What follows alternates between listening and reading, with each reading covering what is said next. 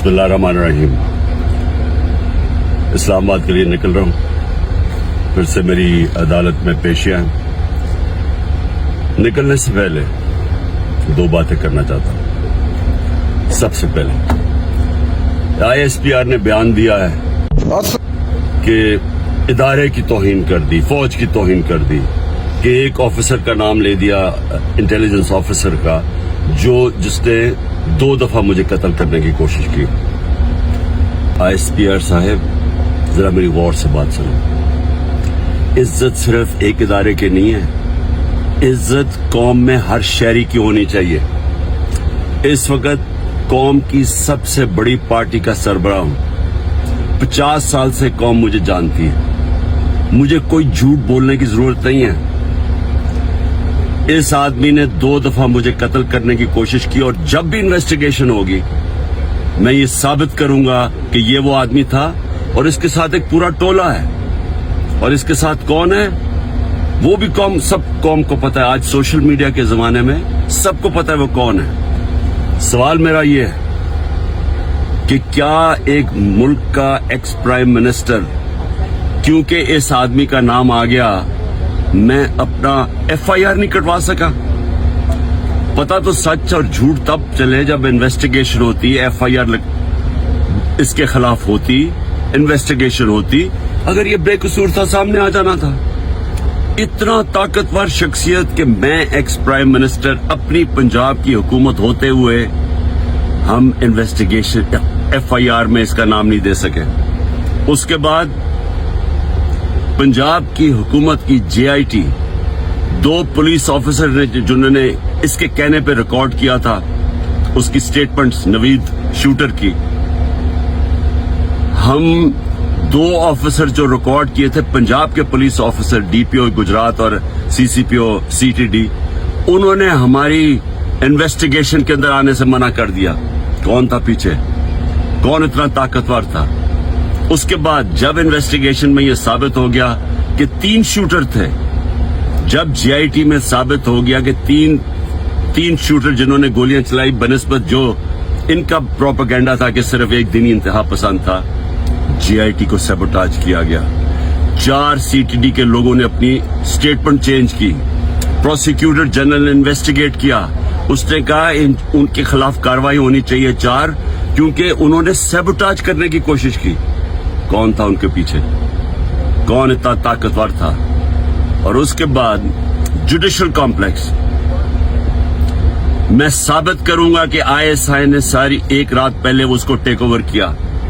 साबित करूंगा कि CTD के कपड़ों के अंदर और वकला के कपड़ों के अंदर ISI थी वहां। साबित करूंगा कि एक ब्रिगेडियर बैठा हुआ था वहां, मुझे नाम भी उसका बताऊंगा, जो सारा मॉनिटर कर रहा था। क्या काम था ISI का वहां? साबित करूंगा कि उन्होंने मुझे कत्ल करने के लिए, और पीछे यही आदमी था। इसी आदमी का नाम और इन जो टोला था उनका नाम अरशद शरीफ की वालदा ने अरशद शरीफ के कत्ल पे लिखा।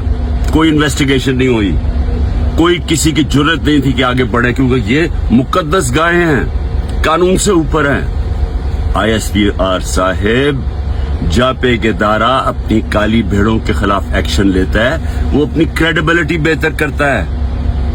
एक जो इदारा करप्ट लोगों को, 2 नंबर लोगों को पकड़ता है, वो इदारा मजबूत होता है। अगर शौकत खाने में कोई डॉक्टर गलत काम करे या कोई भी करे, हम एक्शन लेते हैं, हमारी इदारे की क्रेडिबिलिटी बढ़ती है। ये क्या आपने बनाया हुआ है कि जो नाम ले तो जनाब फौज को बुरा भला कहे? मेरी फौज है, मेरा पाकिस्तान है, आपका नहीं है, सिर्फ हमारी फौज है। हमें उससे शायद आपसे ज्यादा ख्याल हो। ये जो हरकतें करना कि जी जो तनकीद करे उसको आप मुंह बंद कर दें, ये आप नुकसान पहुंचा रहे हैं इदारे को।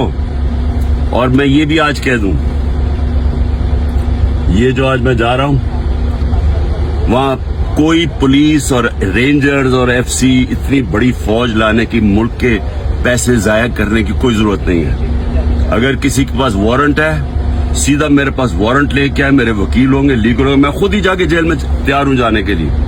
कोई ये सारा इस्लामाबाद में इतना खर्चा करना कि जी कोई पता नहीं कौन सा इस मुल्क का कोई बड़ा कोई मुजरिम आ रहा है, मेहरबानी करें, हमें کوئی اس طرح کا ڈرامہ نہ کریں, سیدھی طرح وارنٹ دیں.